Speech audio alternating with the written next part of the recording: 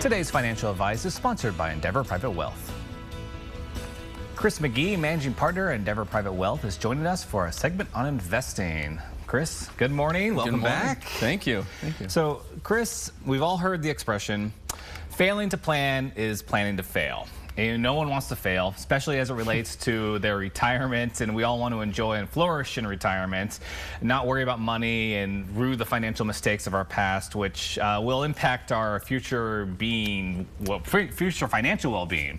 And I know retirement planning plays a significant role in your practice. What advice and guidance can you share with our viewers on this important subject? Yes, Dane. So retirement planning commands a great deal of our focus.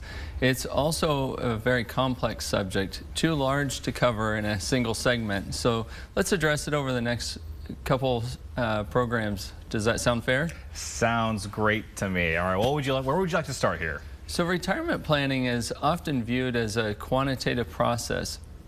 A financial advisor collects the data, inputs it into the planning software, presents the findings, answers the question, and implements the plan and evaluates performance. However, that's only part of the process. What are the other parts of the process? The other part of the process is the personal element of planning, transcending the technical aspects and delving into the client psychology of how people make decisions. Do they make decisions quickly and impulsively? Or do they take their time, carefully considering their choices? Are they optimistic and confident, or perhaps overly so? Are they big picture oriented, or do they insist on knowing every detail? Are they fearful of making mistakes, or do they learn from their mistakes? Or are they more fearful of missing out? Understanding what makes a person tick provides a skilled financial advisor with insight into the manner in which the client prefers to be involved in the planning process. I believe that it works best when it's a collaborative effort, not just a one-sided, take it or leave it, here's the data, here's the plan, yes or no. Okay, so I see that planning has a quantitative and a qualitative element to it. What else should we know? You mentioned in your introduction, failing to plan is planning to fail, and I agree. However, I also believe it goes hand in hand with another famous quote from poet Robert Burns. The best laid plans of mice and men often go awry. Retirement plans should not only address the best case outcomes, they should also be flexible and adaptive to address unplanned, undesirable events, which almost always crop up, because that's life. Planning doesn't mean that everything will go according to plan. That's referred to as the planning fallacy. Is there anything else that can be done to avoid the planning fallacy? Well, here's another expression. Hindsight is 20/20. But now let's consider this oxymoron. Perspective, hindsight. Let's think about retirement years into the future and consider what could go wrong.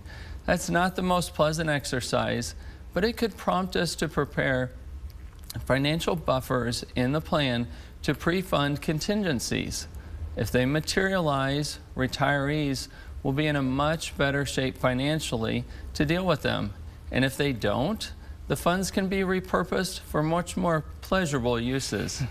And what else should we know, Chris? People tend to underestimate their expected retirement expenses. That's because they don't think they're going to spend as much, and they think they'll be frugal in retirement. And they underestimate the inflationary expectations. Utilizing actual spending history with a reasonable inflation factor can counter the propensity to underestimate income needs and produce a more accurate plan. So before we go, any final thoughts you'd like to share with us? We believe it's important to make clients aware of the wide range of retirement issues in their plan and that it should address. So financial advisors with experience in these areas can help clients anticipate issues that they may have thought of and not thought of in ways to deal with them. To borrow from a quote from Dr. Gleb Sierpinski, failing to plan for problems is planning to fail. Well, Chris, that is good stuff. Looking forward to more of your thoughts and ideas on retirement planning in our next program. And of course, we always appreciate your time. And to learn more about Endeavor Private Wealth, visit EndeavorPW.com.